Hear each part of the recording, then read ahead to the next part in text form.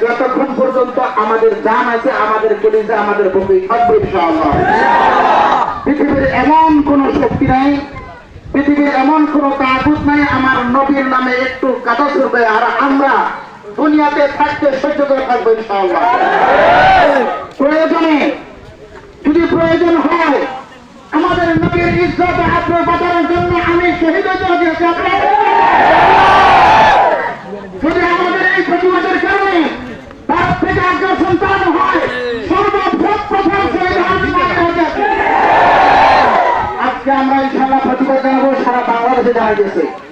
আমরা সরকারকে বোঝাবো, ভারতদেরকে বোঝাবো, আপনারা যে ধরনের আগ্রাসন চালাইতে চান চালান, আপনারা যে ধরনের মনস্থ করতে চান করেন, কিন্তু আমার নবীর ইজ্জত নিয়ে ছেলেমেয়ে কাউকে আমরা দেব না।